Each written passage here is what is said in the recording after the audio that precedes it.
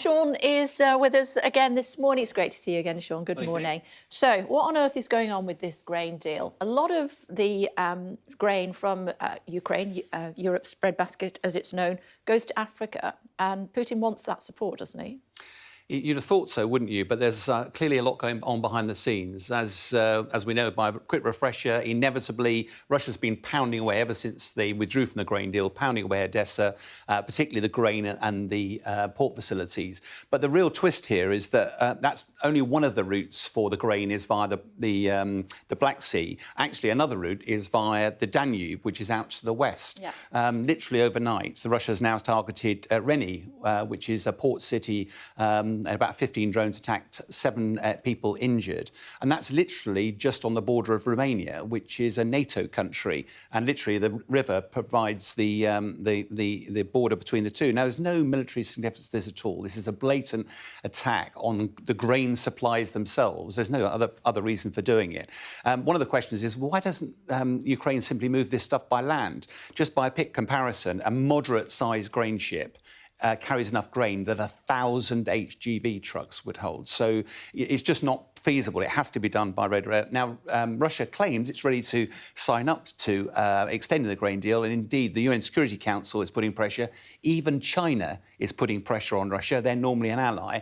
Now, Russia, although it claims to be ready to sign up, what in harsh reality, it's reducing global supplies of grain by attacking Ukraine. That pushes up demand. Prices have gone up by at least 8% already. And as you say, that hurts the most vulnerable in the world. Now, the African nations traditionally have been supportive of President Putin, but many of those house the most poverty-stricken and the starving. It may add a few pennies to a price of bread here, but it's devastating for those communities. What Putin's actually doing is he's weaponising food, which is counter to the Genevan Convention, it's counter to international law, and it's having global implications. Likelihood of budging on this deal, or lack of? The trick is we don't really know what's going behind the scenes. Russia is clearly suffering economically at the moment, and therefore grain is important. It's worth remembering July and August are the main times for harvest. So this is when, as you say, Ukraine is the 7th largest producer of grain. It's a significant quantities of grain, and therefore it's billions of pounds worth of trade.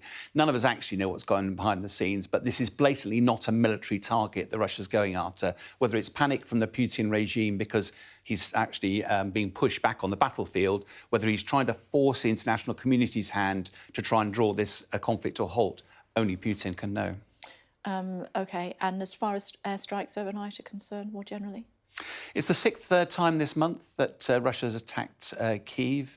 The irony of this is, if you look back to the Blitz in the war, Germany pounding London has actually only hardened their resolve against the war. It didn't actually do anything militarily. So it's very difficult to see what Putin is doing, apart from a sort of an act of retribution or sort of trying to just damage President Zelensky in some way. But in reality, Russia seems to be running short of missiles. It seems to be wasting them, really. And it feels like a man who's drowning, grasping at straws, to be brutally honest. But very tough for the residents of Kyiv. But the air defences there seem to be holding up. The danger is when you shoot a missile down, generally the debris causes a lot of damage on the ground. And what about the Wagner Group up to the north in Belarus? What are they up to?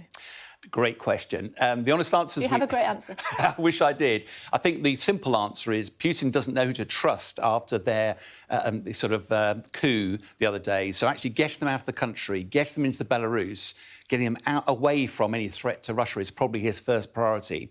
What they're doing there in the longer term, Russia desperately needs mercenary fighters. They're the only people who've delivered any form of success on the battlefield over the last year when they took Bakhmut.